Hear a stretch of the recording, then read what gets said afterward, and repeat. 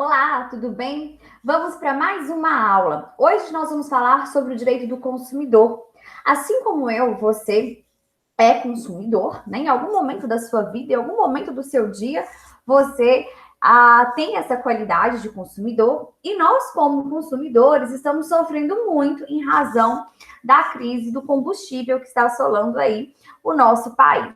E em razão disso, nós estamos vendo, né, por alguns postos de combustíveis, algumas condutas que não são lá muito certas, né? Um aumento ali arbitrário, exagerado, né, sem justificativa, sem coerência do valor dos combustíveis. Em razão disso, eu resolvi fazer para vocês um pequeno vídeo em que a gente vai discutir quais são as consequências quando há esse abuso, né, em que se tem ali uma obrigação abusiva ao consumidor que vai fazer com que ele tenha uma consequência de uma desvantagem exagerada. Se você ainda não segue o canal Ensinar Direito com a professora Leandra Thiago, que sou eu, em que você vai ficar, né, por dentro das novidades do mundo jurídico e vamos juntos construir conhecimento. Se você, né, ainda não é inscrito, se inscreva aí na telinha, ative o sininho, né, para que você possa ter várias notificações de vídeos novos. Então vamos lá? Bom, nós sabemos que estamos vivendo em tempos de crise. Nós já temos a crise em razão aí da pandemia, né? Nós sabemos que a Covid-19 já está, infelizmente, há um ano entre nós, e isso ocasionou uma alteração dentro da nossa realidade econômica e social. Em razão disso, em tempos de crise, nós sabemos que a população ela vai precisar mais de acesso aos bens essenciais que de alguma forma eles ficam mais escassos. E o que acontece, né? Não é só nos filmes que a gente vê ali sobre o mundo apocalíptico, né? Não, né? A gente vai observar que algumas práticas abusivas por parte de alguns espertinhos que querem se beneficiar da fragilidade, da vulnerabilidade de outros, principalmente em tempos de crise, o que faz com que essa conduta praticada ela seja bastante rechaçada, né? Seja uma conduta que mereça ali uma maior reprovação em relação ao comportamento desse agente. Bom, então vamos lá. O que está acontecendo? Ocorre que em tempos de crise, e aí eu vou dar uma super dica de livro para vocês, tem o filósofo Michael Sandel, ele tem um livro, né, Justiça, o que é fazer a coisa certa, que ele demonstra essa capacidade de alguns espertinhos em aumentar o valor de produtos, né? Utiliza-se daquela máxima, né? Onde há ali uma maior procura, nós vamos ter uma menor oferta, e com isso, aqueles que detêm aquilo que se busca vão colocar os preços bastante elevados e muitas das vezes fora ali do estabelecido, do permitido legal. E isso, de uma certa forma, já é uma característica do ser humano que já vem sendo discutida, inclusive, por vários filósofos, né? Nós temos ali os contratualistas que vão tentar justificar a criação do Estado, a criação da sociedade, por que o homem vive em sociedade? E aí nós temos, né, Hobbes, que traz, Thomas Hobbes, no seu Leviatã, vou mostrar para vocês, ele traz, né, essa questão de que o homem é o lobo do homem, né? A natureza do homem, no seu estado selvagem, é ser ali uma voltada para a guerra, né? E aí, em razão disso, é preciso que haja uma sociedade estabelecida para que o homem possa viver em sociedade, ceder parte da sua liberdade para o Estado, o Leviatã. E aqui a gente tem ainda uma defesa ao poder absolutista, para que possa se viver em sociedade, uma vez que o homem, se ele não tiver esse controle, ele vai viver no estado de guerra, vai viver no estado de selvageria, que vai ocasionar aí a questão de uma guerra interminável, né? O homem é o lobo do homem. Então, vamos ver esse contratualista muito importante, que traz uma das teorias que nós temos do contrato social. Vamos lá, veja bem, nós temos aqui, colocando para vocês, a questão, né? Peguei aqui do site O Pensador, esse aqui é Thomas Hobbes, o homem é o lobo do homem, a frase deles é célebre, né? Em guerra de todos contra todos. Né? Então, a gente já ouviu, o homem é o lobo do homem, vamos lembrar lá desse contratualista. Mas nós temos também Rousseau, que traz que a natureza do homem, né, o homem por si só, ele é bom. O que de fato vai corromper o homem vai ser a sociedade. Então, nós temos aqui Jean-Jacques Rousseau, né, que traz aqui na época do iluminismo, na época do contratualismo, também traz essa questão da vontade geral, né, de que a sociedade ela deve ser formada por uma vontade geral, e aqui a gente tem já uma ideia de democracia. O homem é bom por natureza, é a sociedade que o corrompe. Então, tanto entre Rousseau ou entre aí a gente tem Hobbes, vamos, né? É certo que, infelizmente, em tempos de crise, nós estamos vivendo no nosso país a questão, né? Infelizmente, de pessoas que às vezes acabam se aproveitando da vulnerabilidade. E aí a gente observou na última sexta-feira, né? Nós tivemos aí no dia 26 de fevereiro uma corrida para os postos em razão da greve ali dos tanqueiros, em razão de um protesto contra a tributação estadual em relação ao combustível. E aí muitas pessoas foram até os postos de gasolina, foram ali filas intermináveis e vários postos de gasolina estavam colocando o preço da gasolina, que já está alto, e do próprio álcool no valor muito exacerbado, né? Teve gente comprando gasolina ali a título de R$ 9, R$ 8, né? Sendo que a variação do mercado está entre 5 e pouco, né? Que já é bastante alto, inclusive hoje a gente teve a notícia que vai haver um aumento no dia 2 de março, então nesse início de mês nós já temos infelizmente, esse aumento que pode vir, né, de 4,8% a 5% mais uma vez no combustível. Diz que foi feito, né, ali uma convenção, um acordo, né, entre o Estado de Minas Gerais e os sindicatos dos tanqueiros, né? Mas infelizmente para nós que somos consumidores vai haver esse aumento. Vamos esperar então as cenas dos próximos capítulos. Mas de qualquer forma, vamos saber quem é consumidor, né? Por que eu sou consumidora? Porque eu vou ser, em algum momento da minha vida, vou acabar aqui de gravar o vídeo para vocês, vou ali na padaria, vou comprar um refrigerante, e vou beber, né, esse refrigerante, eu vou ser a destinatária final desse refrigerante. Então, o consumidor, né, de uma forma assim, bem simples, é aquele que é o destinatário final do serviço ou da mercadoria. Então, vamos dar uma olhadinha lá no CDC, no Código de Defesa do Consumidor. Lembrando mais uma vez, se você quer potencializar o seu estudo, aqui utiliza marca-texto. Vai lá, se você tem o Vadmerco, você já risca para que você já tenha isso consolidado. Isso se chama memória mecânica. Ou se não, você tem aí no seu computador, vai lá no site do Planalto e marque também a questão dos artigos que nós vamos tratar. Mais uma vez aqui o apelo a Faber-Castell, né, me patrocina. Então vamos lá, vamos juntos. Vou compartilhar com vocês mais uma vez aqui a tela. Vamos lá. Bom, nós temos, né, essa proteção ao consumidor, que é visto, inclusive, como vulnerável. Esse consumidor, ele tem essa proteção a partir de 90, em que a Constituição Federal, ela exige, ela tem um mandado, uma ordem ali da criação desse microsistema de proteção.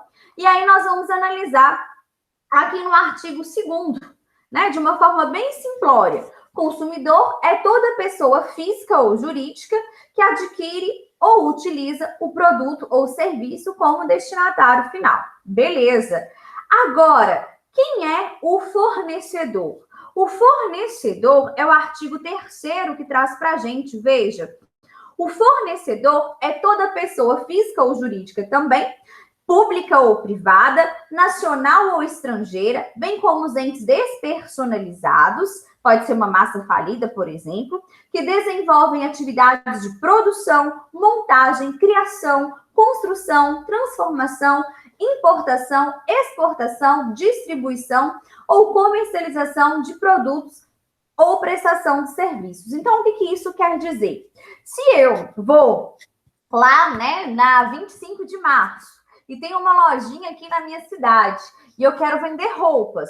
Vou lá, compro roupas para poder aumentar o estoque da minha lojinha. Eu não sou consumidora, porque eu não sou o destinatário final, né? Nesse caso, eu vou ser fornecedora, porque serei eu que vou ser responsável aí pela venda dessas roupas lá na minha cidadezinha. Então, isso é muito importante.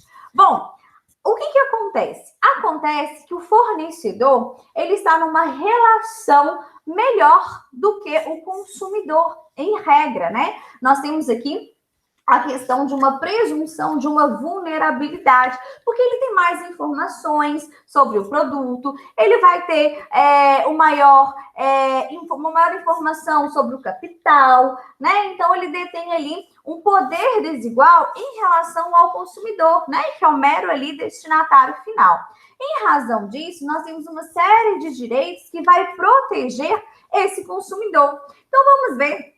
Dentro, né, dos direitos básicos do consumidor, nós vamos ter o inciso que importa para a gente, né? O inciso 4. Olha aqui.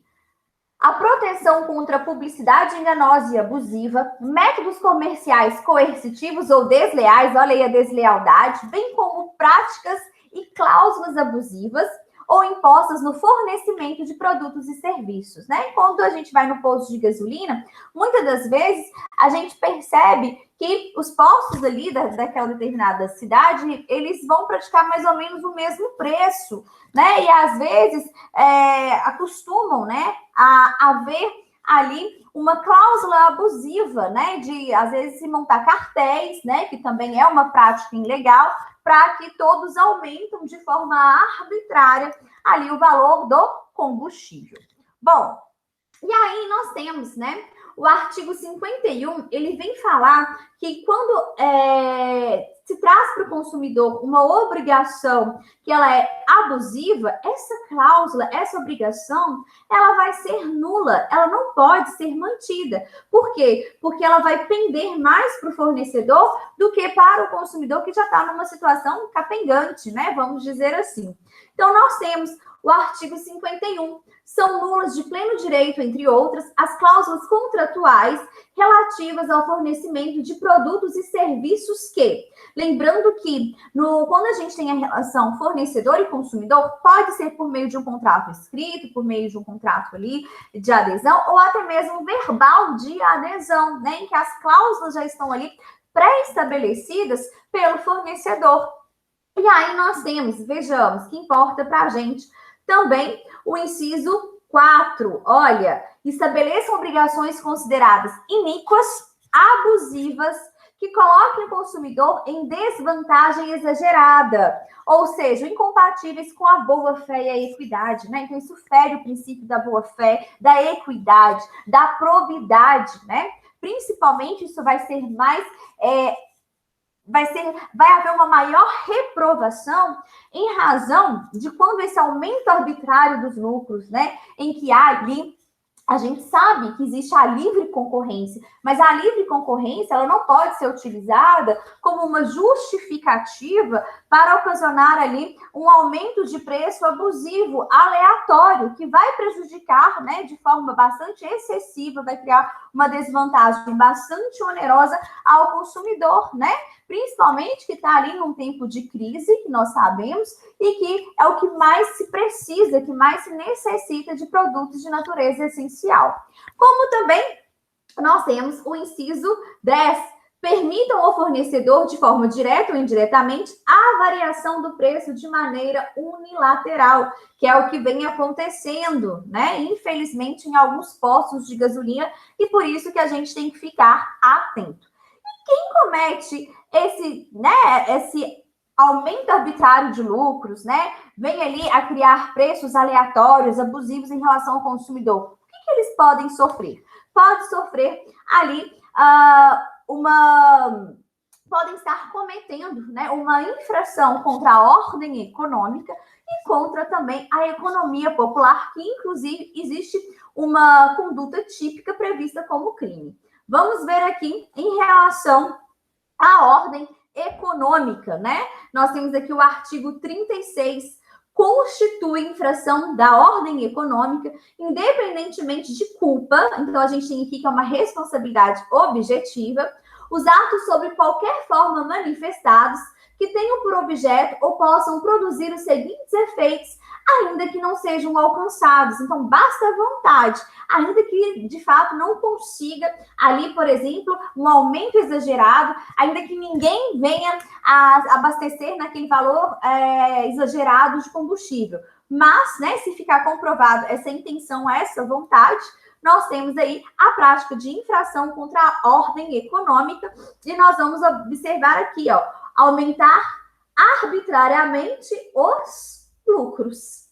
Também temos a conduta penal prevista ali nos crimes contra a economia popular, que é o artigo 3º.